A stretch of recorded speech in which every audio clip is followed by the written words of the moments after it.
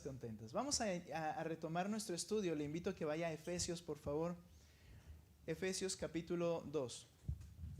He decidido estarme enfocando en este tema en las dos sesiones que tenemos porque es importante que podamos a la luz de este tema agotarlo y terminarlo el domingo hoy, porque es una frase completa que queremos explicar y si la cortamos puede ser que se pueda olvidar algunos aspectos en la marcha. Entonces es por eso que lo hicimos así el domingo pasado y lo quiero volver a hacer hoy para concluir esta porción. Vean lo que dice Efesios capítulo 2, versículo 1 y vamos a leer al versículo 10, por favor. Efesios 2, 1 al 10. Y le voy a invitar que lo lea, hermanos, de manera unida, respetando los signos de puntuación.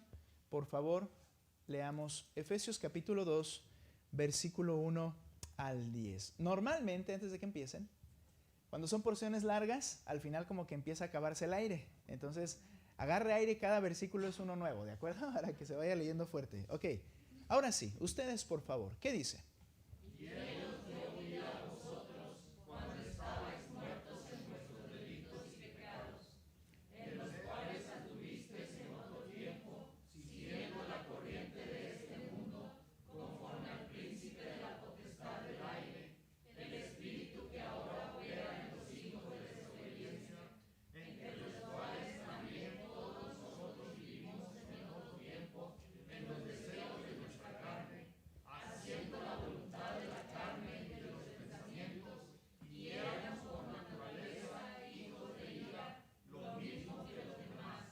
Pero Dios, que es rico en misericordia, por su gran amor con que nos amó, aun estando nosotros muertos en pecados, nos dio vida juntamente con Cristo, por gracia sois salvos, y juntamente con Él nos resucitó, y asimismo nos hizo sentar en los lugares celestiales con Cristo Jesús, para mostrar en los siglos venideros las abundantes riquezas de su gracia en su bondad para nosotros en Cristo Jesús. Porque por gracia sois salvos por medio de la fe, y esto no de vosotros, pues es don de Dios, no por obras para que nadie se gloríe, porque somos hechura suya, creados en Cristo Jesús para buenas obras, las cuales Dios preparó de antemano para que viviésemos en ellas. Gracias. Esta es la segunda frase, una frase nuevamente larga del apóstol Pablo, en la cual el apóstol está hablando a la iglesia, a los efesios. Recuerde que es una carta dirigida a un grupo de creyentes en un lugar. Ese lugar, bueno, era una región en realidad, era la región de Éfeso. Se considera que había no solo una iglesia, es muy probable que había una iglesia en la ciudad, pero también había varias alrededor. Entonces él está escribiendo a ellos una zona agobiada por la idolatría, una zona agobiada por las creencias espiritistas, las podríamos llamar, diferentes dioses, diferentes demonios también, y él les habla a ellos, los cuales han creído en el Señor Jesucristo, y al momento de hablarles y de explicarles, lo que él quiere es hacer que ellos entiendan que para enfrentar una vida diaria, en medio de una comunidad como esa, era necesario entender los beneficios que Cristo les había otorgado al momento de haber creído en Él. Ya les habló en el capítulo 1 de que todas las bendiciones les han sido dadas en Cristo. Ya les mencionó que el Señor ha otorgado todo lo necesario, sabiduría, entendimiento para la palabra de Dios y para vivir la vida que el Señor demanda. Y ahora llega en este momento en donde nuestro tema general es vivificados por Cristo.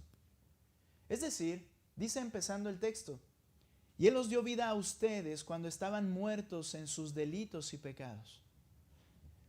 Hablamos en esta porción de 4 obras, y la primera que vimos fue la obra del pecado en el hombre. La obra del pecado en el hombre le mató, no le enfermó, no le dañó, sino que la humanidad está muerta en delitos y pecados. Mencionábamos que esa muerte es la muerte espiritual. Que así como una persona físicamente al estar muerta no puede responder a los estímulos físicos, cuando alguien ya murió no responde a los estímulos físicos, así el muerto espiritual no responde a los estímulos espirituales de Dios. Dios puede hablar y el hombre no va a responder porque está muerto espiritualmente. Dios puede tener una voluntad, pero el hombre no la va a obedecer porque no puede responder a los estímulos espirituales de Dios. Y en esa primera parte que analizamos la semana anterior, en la que vimos la obra del pecado de una manera extensa, y no es mi intención volver a retomar todo eso, pero entendimos algo que es de manera resumida, esencial. El pecado nos pone delante de Dios como de hijos desobedientes, y cuando se refiere a hijos desobedientes no es que seamos hijos de Dios, sino criaturas de Él que fueron creadas para obedecer, pero que están en contra de su propósito real. No fuiste creado para ser feliz. Fuiste creado para servir a tu Creador. Y en el proceso, cuando sirves a tu Creador, eres feliz.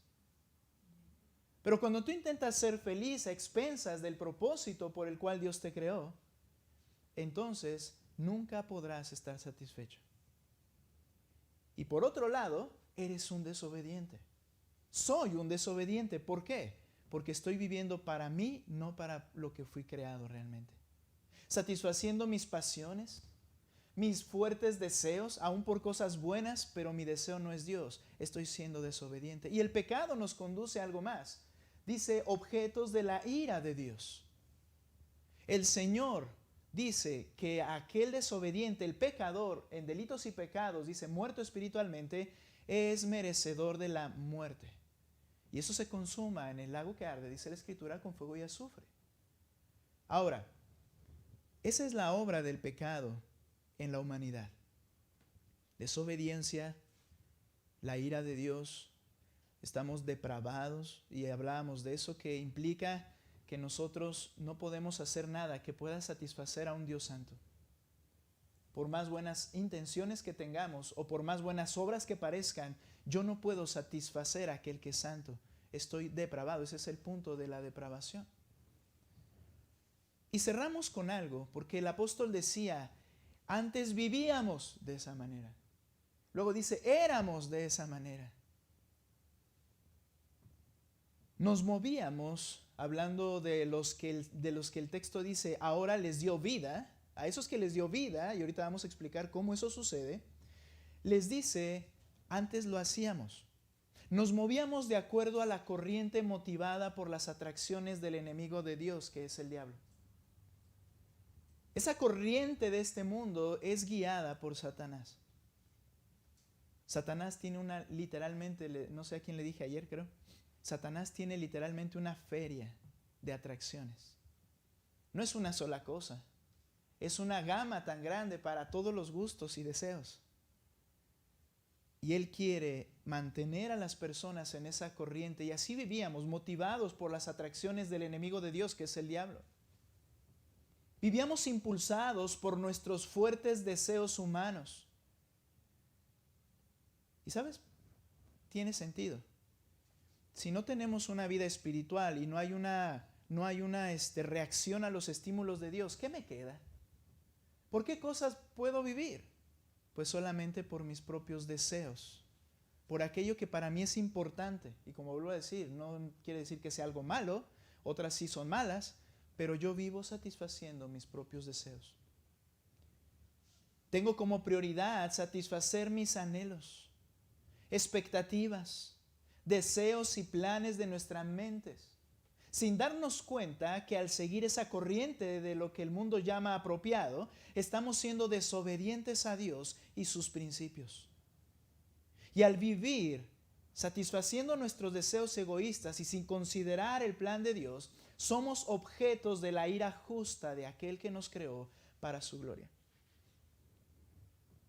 He mencionado esto y espero que ya lo podamos manejar o entender de esa forma. Cuando hablamos de la ira justa de Dios, no es un Dios que está en el cielo con ladrillos, con rayos, ¿verdad? Y que está irado y está echando humo, ¿verdad? No es la idea. La ira justa, la ira de Dios, se refiere a la acción de su justicia. Es decir, es como un juez en la tierra. ¿Por qué una persona va a pasar 40 años en la cárcel después de que el juez ha llevado a cabo un proceso judicial? Porque se lo merece. Ese es el castigo justo. Y el juez no está enojado, ¿verdad? El juez no está rojo cada que da el veredicto, sino que él solamente está aplicando lo que es justo. Así es la ira justa de Dios, es el castigo que Él estableció que es justo por nuestro pecado. Y ese castigo se llama muerte, y muerte espiritual, muerte eterna. Vimos entonces la obra del pecado en nosotros.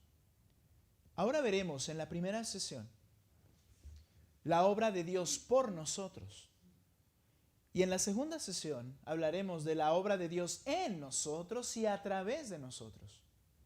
Pero primero, este Señor que nos vivifica, tenemos que ver si estamos muertos en delitos y pecados, si la obra del pecado está en la vida de la persona. Veamos la obra de Dios por nosotros. Ve por favor a Efesios 2 y nota lo que dice versículo 4. Verso 4. Leo la versión que tengo en mis manos y puedes irla siguiendo. Dice, pero Dios, que es rico en misericordia, por causa del gran amor con que nos amó, aun cuando estábamos muertos en nuestros delitos, nos dio vida juntamente con Cristo. Por gracia ustedes han sido salvados. La obra de Dios por nosotros. ¿Qué es lo que Dios hizo sin que nosotros tuviéramos en un sentido participación alguna? ¿Qué es lo que Dios hizo por nosotros? Lo primero que dice el texto es un pero Dios, y ahorita lo explicamos. Viene hablando de que de que el mundo es desobediente, de que merecen la ira, de que vivimos en delitos y pecados, en nuestras propias pasiones. Y luego dice, pero Dios, que es rico en misericordia por causa del gran amor con que nos amó. En esta obra de Dios por nosotros, hablemos en primer lugar del amor de Dios. El amor es uno de los llamados atributos intrínsecos de Dios. ¿Qué quiere decir esto? Algo que está en Él de manera, no podemos decir, no sé si usar el término natural, pero es algo que Dios es. Es decir, Él es amor. Dios no tiene amor. Como si fuese algo que provenga de otra fuente y que Él haya adquirido. Dios es amor porque esa es su esencia. Este es uno de los atributos intrínsecos. Es la esencia del Señor. Y no hay manera de medir ese amor. Otros atributos, intrínsecos, que así les llamamos para tratar de estudiarlos o dividirlos en alguna forma, puede ser o es su santidad. Él no solo actúa santo, sino que Él es santo, dice la Escritura. Él es eterno. Él es verdad. Él es autosuficiente. Él es perfecto. Él es sabio, etc. Nota por favor lo que dice, sin perder Efesios, Primera de Juan capítulo 4, versículo 8. Primera de Juan capítulo 4, versículo 8.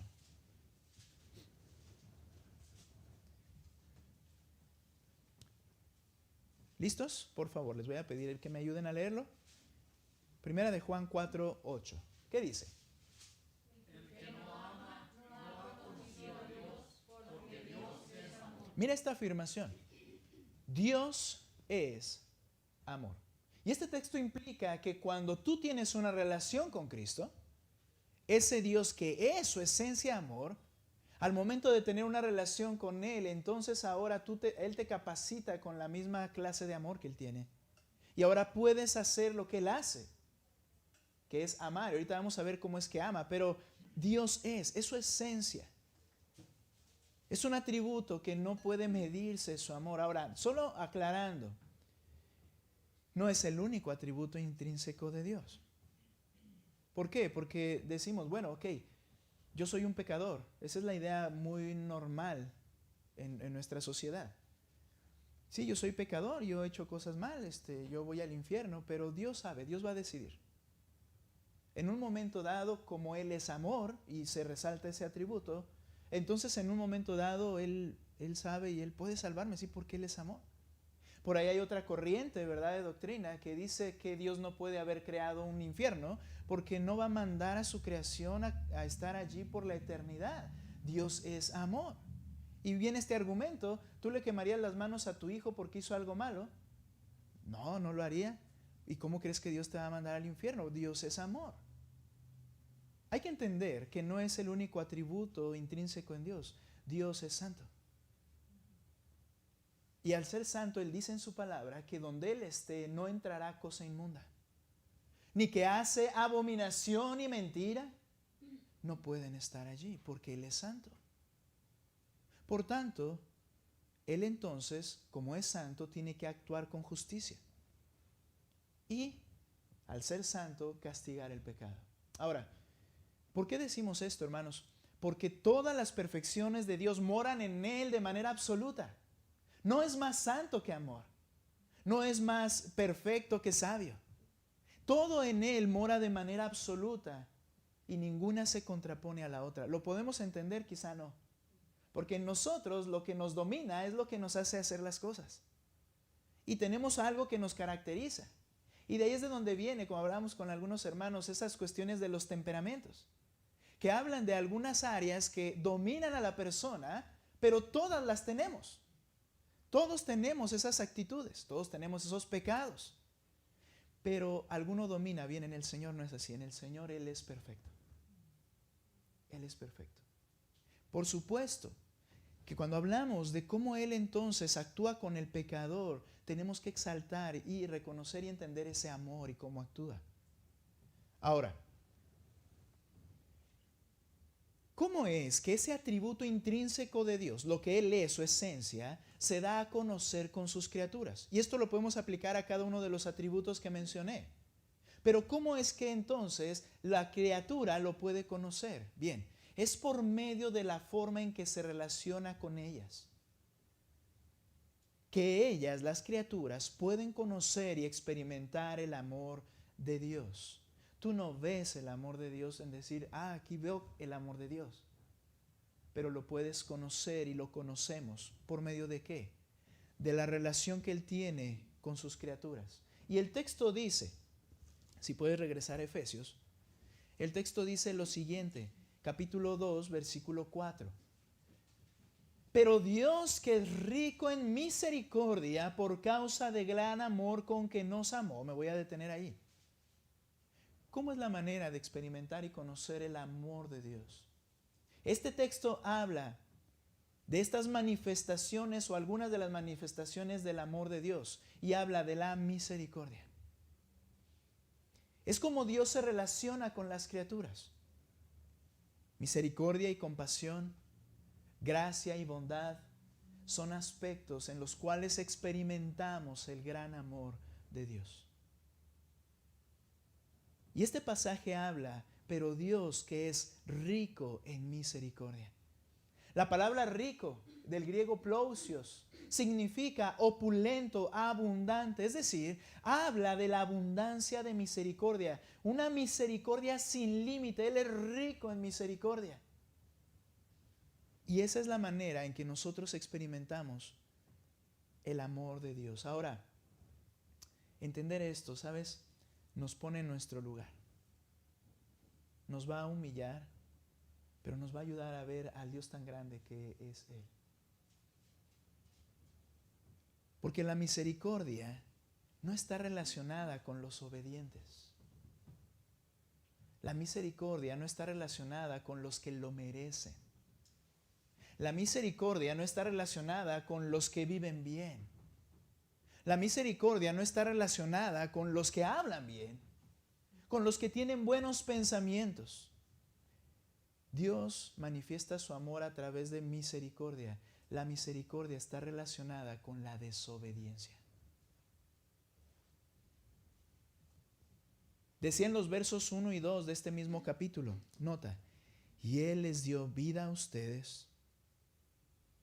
¿Por qué? Porque lo merecían. Mira lo que dice, que estaban muertos en sus delitos y pecados en los cuales anduvieron en otro tiempo, siguiendo la corriente de este mundo, conforme al príncipe de la potestad del aire, el espíritu que ahora opera en los hijos de desobediencia, entre ellos también todos nosotros en otro tiempo vivíamos en las pasiones de nuestra carne, satisfaciendo los deseos de la carne y de la mente, y éramos por naturaleza hijos de ira, lo mismo que todos.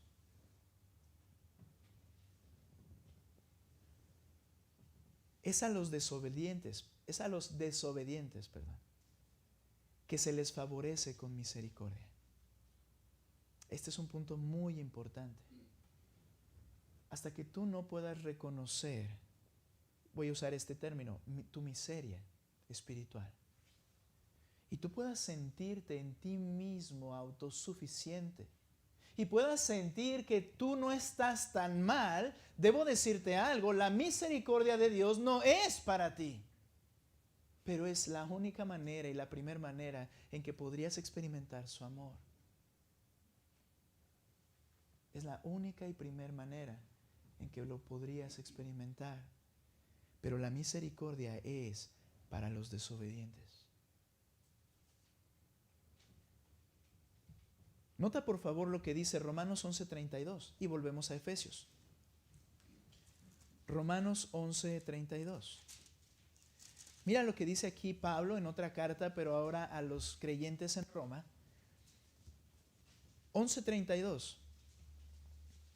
Dice el texto, porque Dios ha encerrado a todos en desobediencia para mostrar misericordia a todos. Nota, lo que está diciendo el Señor no es que Él nos hizo desobedientes. Nosotros somos desobedientes porque es nuestra naturaleza y porque desde Adán y Eva decidieron ser desobedientes de manera voluntaria. Pero dice que Él encerró a todos en desobediencia. ¿Cómo sucede eso? Sucede cuando el Señor declara lo que a Él le agrada y lo que no. Sucede cuando Él dice, mira, esto es mi ley y estas son mis normas. Y entonces la persona queda encerrada como culpable en esa ley. No tendrás dioses ajenos delante de mí, comienzan los mandamientos. El primero, no tendrás dioses ajenos delante de mí. ¿Sabes qué es tu Dios? Tu Dios es aquello por lo que te levantas en las mañanas. Tu Dios es aquello por lo que piensas antes de acostarte. Tu Dios es aquello por lo que te afanas todos los días. Tu Dios es aquello que te trae felicidad y tranquilidad. Tu Dios es aquello que cuando lo pierdes sientes que se te va la vida. Ese es tu Dios. Y sabes, tenemos corazones idólatras. No le sigamos a los 10. Con un solo mandamiento nos ha encerrado a todos como desobedientes. Pero sabes, eso es bueno. Porque es a ellos a quienes se les va a mostrar misericordia. Si tú consideras que estás fuera de esa categoría, estás fuera de la misericordia de Dios, como estoy diciendo. Es decir, no lo vas a poder experimentar. Aunque ahí está. Aunque es un engaño de tu mente y tu corazón pensar que eres diferente o superior a los demás.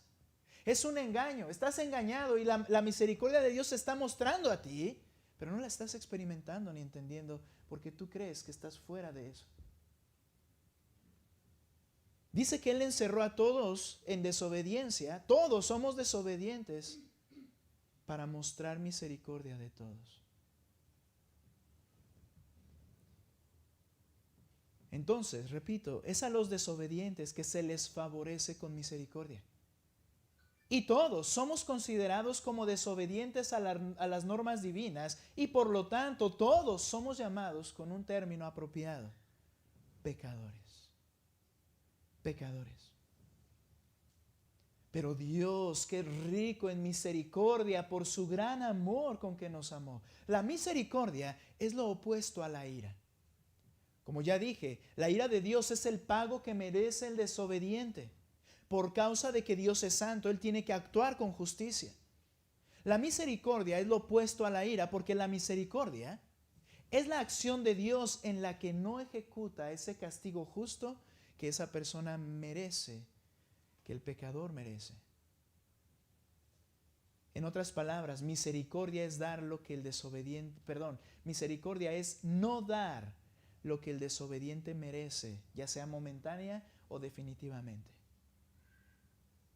Tener misericordia es no darle lo que merece esa persona. Y el Señor ha tenido y es rico en misericordia. Mira Joel capítulo 2, versículo 13. Joel. Todos saben dónde está Joel. No veo por qué batallan. Oseas, Joel, Amós, Abdías, Jonás, Miqueas, Nahum. ¿Sí? Muy bien. Ahora, en Joel, vamos a darnos cuenta lo que dice capítulo 2, versículo 13. Por favor, léanlo en su versión. Joel 2, 13. Pastor nos hubiera pedido uno que esté en Mateo. Entonces voy a esperar un poquito a que lo encuentren todos. ¿Listos? Ah, esa es trampa. ¿Ya está aquí? Ok, gracias. Joel 2.13, léanlo por favor. Les invito a que luego ahí los libros. Pero ¿qué dice ahorita? Por favor, fuerte. Rasgad vuestro corazón y no vuestros vestidos, y convertíos a Jehová vuestro Dios, porque misericordioso es y clemente, tardo para la ira y grande en misericordia, y que se duele del castigo. Dice que en su corazón, el Señor al ver nuestra miseria y lo que merecemos, dice que se duele en su corazón. Este es un término que es a veces utilizado de manera sinónima con misericordia y se llama compasión.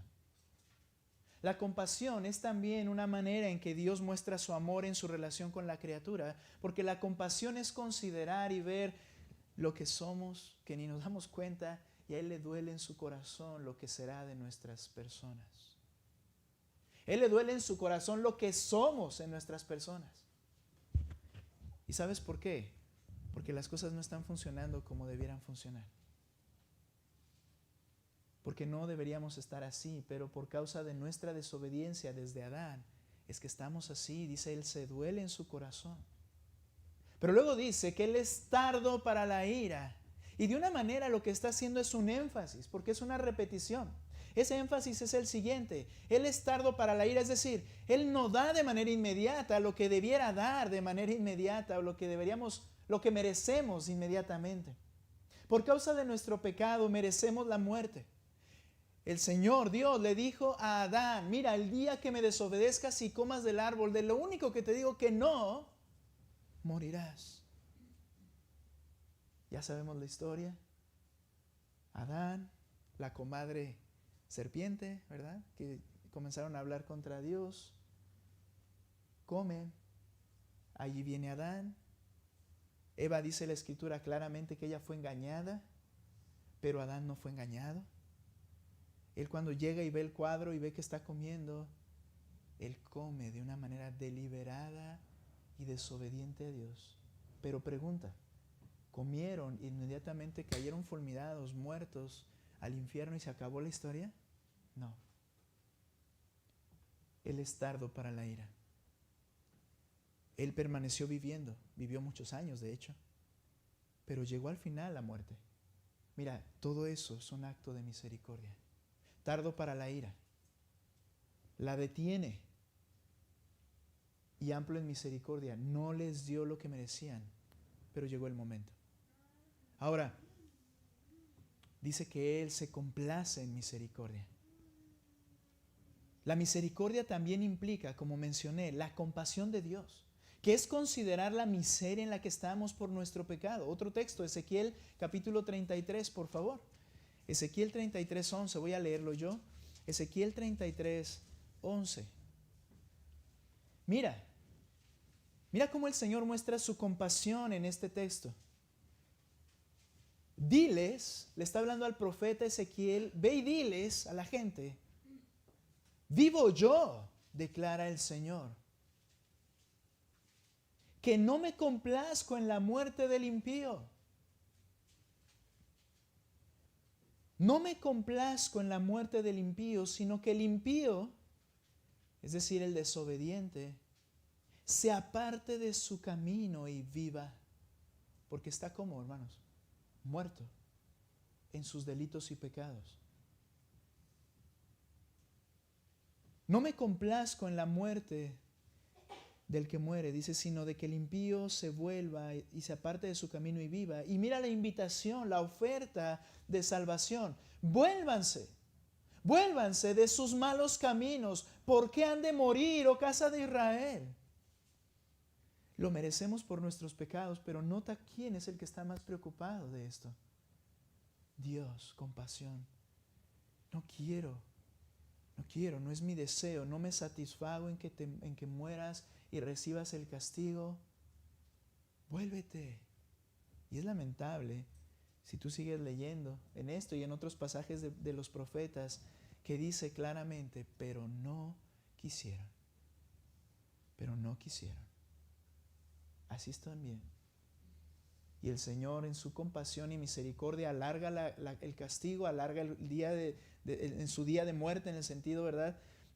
Lo alarga al tiempo que Él ha establecido y le suplica, vuélvete. Compasión.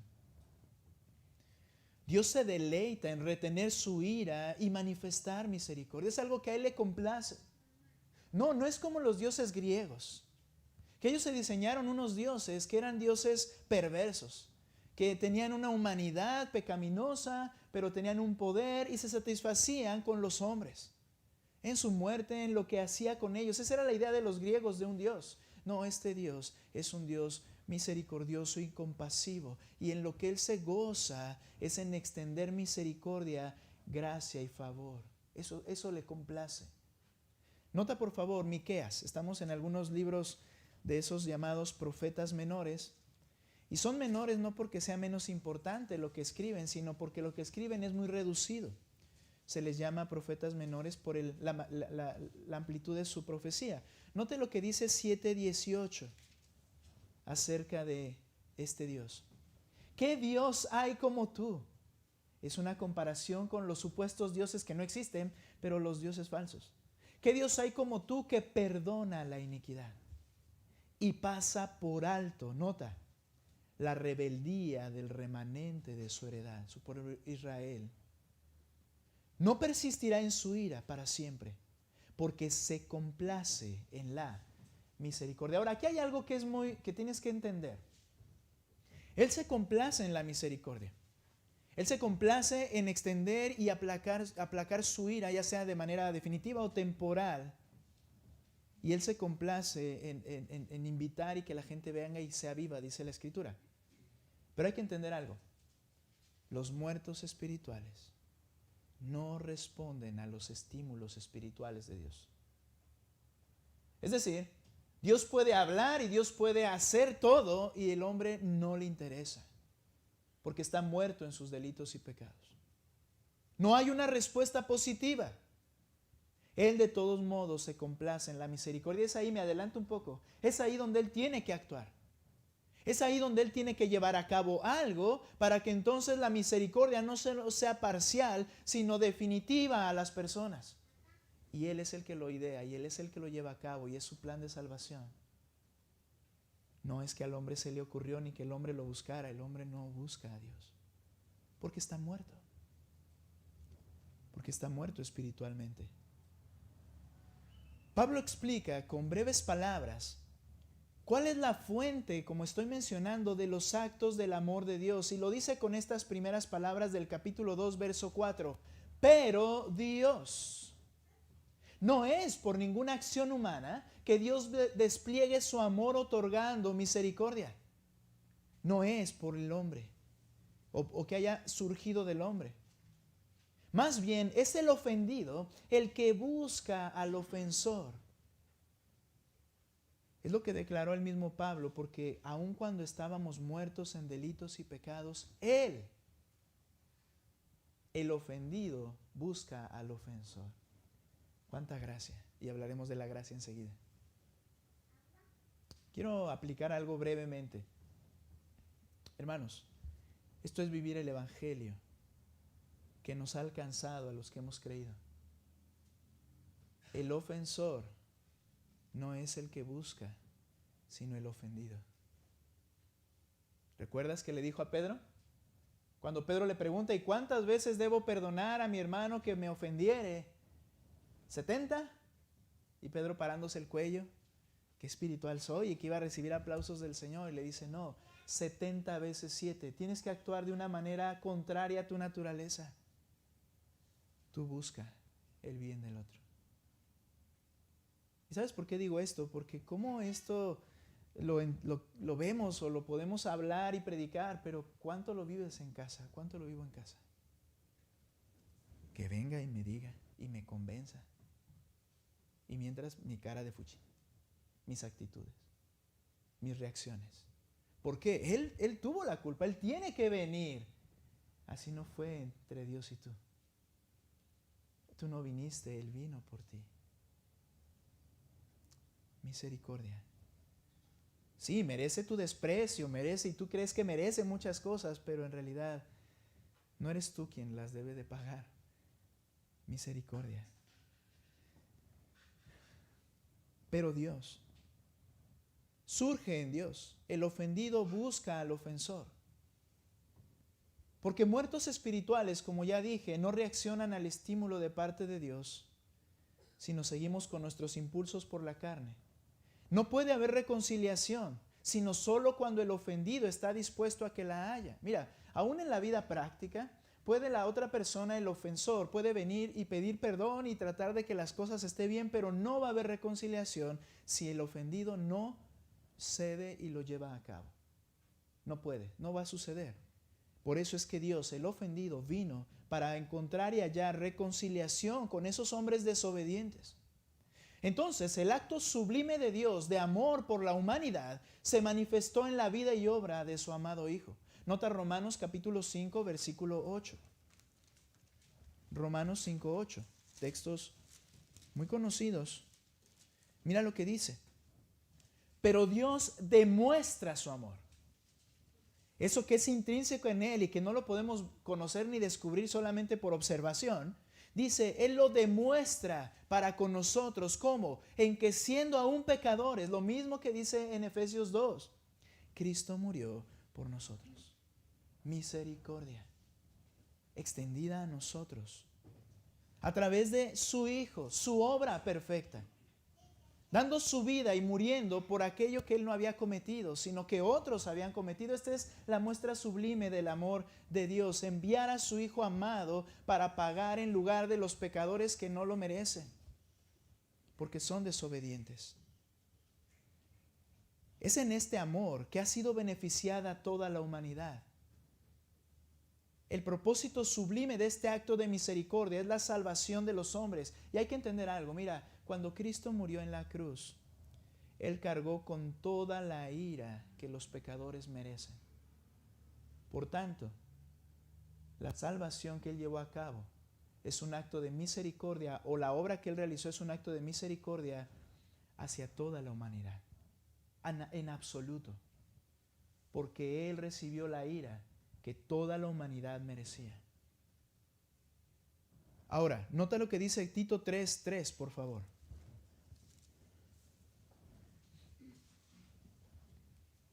Estamos hablando de la obra de Dios por nosotros.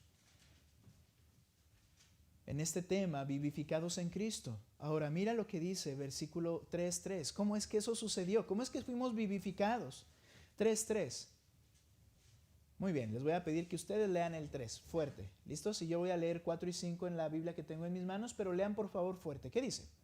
Porque nosotros también éramos en otro tiempo insensatos, rebeldes, extraviados, esclavos de concupiscencias y deleites diversos, viviendo en malicia y envidia, aborrecibles y aborreciéndonos unos a otros. Esta es una radiografía clara de lo que es el hombre natural, muerto espiritualmente. Pero entonces nota como en Efesios, y aquí está escribiendo el apóstol Pablo a Tito y le dice, pero cuando se manifestó la bondad de Dios nuestro Salvador. Actos de bendición para ayudar a los que no lo merecen. Otra muestra de su amor, bondad. Cuando se manifestó la bondad de Dios nuestro Salvador, ese amor que Él es, fue manifestado por medio de Cristo, y entonces dice, y su amor y su amor hacia la humanidad. Este acto del Señor es la muestra de amor hacia todo realmente.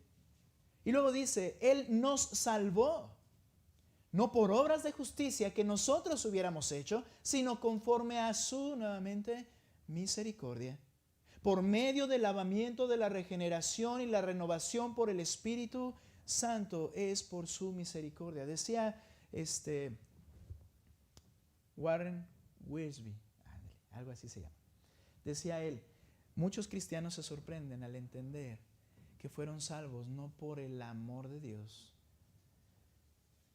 porque ahorita explico algo, sino por su misericordia, que es la manera en que Él se relaciona, un aspecto de manifestar su amor. ¿Sabes por qué? Porque la idea del amor de Dios, por ejemplo, refiriéndose a Cristo. Cuando Cristo, menciono esto brevemente, no es mi intención desarrollar ahorita ese tema, pero cuando Cristo estaba hablando en la tierra, dice, por eso el Padre me ama. ¿Recuerdas? Por eso el Padre me ama, porque yo pongo mi vida, yo tengo el poder para tomarla. Por eso el Padre me ama. El Padre desde el cielo, cuando Él se bautiza, dice, este es mi Hijo amado en el cual tengo complacencia. Cuando están en el monte de la transfiguración, dice la Escritura que Pedro y los otros dos estaban allí y se oyó una voz del cielo que dice, este es mi Hijo amado, a Él oíd. Por esto el Padre me ama. Como cristiano se entiende algo. Creo que el amor del Padre hacia el Hijo era una relación de complacencia. ¿Entiende esto? Es el único que pudo satisfacer el corazón de Dios. Y ese era el amor que el Padre tenía. Pero si volteas la flecha para conmigo, no es porque se complazca en mí. Es un amor misericordioso, por lo cual me perdona y me salva. Y decía este escritor, y se sorprenden los cristianos a decir, entonces Él no me vio y se satisfizo en mí y me amó y me quiso salvar. No, Él te amó de manera misericordiosa, porque no lo merecías. Y por la gracia, ahora al ser justificado por Cristo y toda su justicia puesta a mi favor, Él me ve de una manera aceptable. Él se complace en mí, pero no por lo que yo soy, sino por lo que Cristo es e hizo a mi favor. Misericordia y gracia. Así experimenté el amor de Dios. Me salva, me transforma, me dio el Espíritu Santo. Y dice el texto, debo terminar con esta idea, y nos dio vida juntamente con Cristo. La mayor necesidad de un muerto espiritual no es salud física, no es provisión económica, no es una vida feliz y una familia feliz. La mayor necesidad de un muerto espiritual es recibir vida espiritual. Es por el infinito amor de Dios que no solo quiso Él manifestar misericordia parcial a sus criaturas, sino que se propuso establecer un medio para que los hombres pecadores recibieran vida. Y esto a través de Jesucristo. Juan 5:24. De cierto os digo, el que oye mi palabra y crea al que me envió, tiene vida eterna y no vendrá a condenación, mas ha pasado de muerte a vida. Esto sucede a través de Jesucristo, solamente a través de Él. Ya que yo no puedo satisfacer al Padre para que me dé la salvación, es a través del Hijo, que sí satisfizo el corazón de Dios.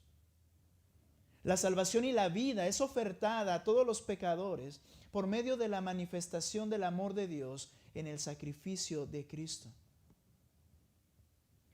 Dice Pedro que Él llevó nuestras iniquidades en su cuerpo sobre el madero para que nosotros muriéramos a los pecados y vivamos para la justicia. Es en Cristo. Nunca, jamás fuera de Él. Y esta vida que Él nos da, hablando de la obra de Dios en nosotros, es por gracia. Este es otro aspecto del amor de Dios. La misericordia, como dije, es no dar al desobediente lo que merece. Pero la gracia es otorgarle el favor que no merece. Es otorgarte la salvación, el perdón, la vida eterna, es otorgarte todas las bendiciones, es otorgarte una herencia eterna, es otorgarte una relación con Él, y todo esto es gracia. Un favor inmerecido dado a este desobediente. Una vida eterna inagotable por el poder de Dios. una relación con el Dios eterno, lo cual nunca terminará, y por eso es vida eterna. Esa misma gracia, incluso lo veremos en la siguiente sesión, pero nos capacita para vivir la vida que Él demanda. Y no solamente esa es la obra de Dios por nosotros, sino que Él ha tenido misericordia, nos da su gracia y después, dice el texto, nos exalta. Regresa a Efesios y voy a terminar ahí para detenernos, por favor. Capítulo 2, mira lo que dice versículos 6. Voy a leer desde el 5 al 7, por favor, véanlo allí. Aun cuando estábamos muertos en nuestros delitos, nos dio vida juntamente con Cristo, y es a través de Él. Por gracia ustedes han sido salvados. Y con Él, con Cristo, nos resucitó y con Él nos sentó en los lugares celestiales en Cristo Jesús. Nos sentó con Cristo. Mira, resucitamos juntamente con Cristo, pero también somos exaltados juntamente con Cristo. Se refiere a que Dios y para Dios ya hemos heredado todas las cosas prometidas, ya nos ve en la gloria y aunque nosotros aún no estamos allí, nos asegura que su plan no solamente era levantarnos de entre los muertos y dejarnos ahí, ¿verdad?, en el cementerio, como dijo un autor, sino llevarnos a la gloria. Y la pregunta es ¿por qué? La respuesta es por su gran amor con que nos amó. Esta obra de misericordia y gracia tiene un propósito: manifestar las abundantes riquezas de su gracia y su bondad para con nosotros. Vamos a detenernos ahí. Pero Dios, que es grande en misericordia, por su gran amor con que nos amó. ¿Has experimentado lo que Dios otorga? ¿Has experimentado el amor de Dios? Solo es cuando reconoces tu necesidad y vienes a Él en busca de su misericordia. Dejemos a un lado el engaño de que podemos hacer algo por nosotros mismos.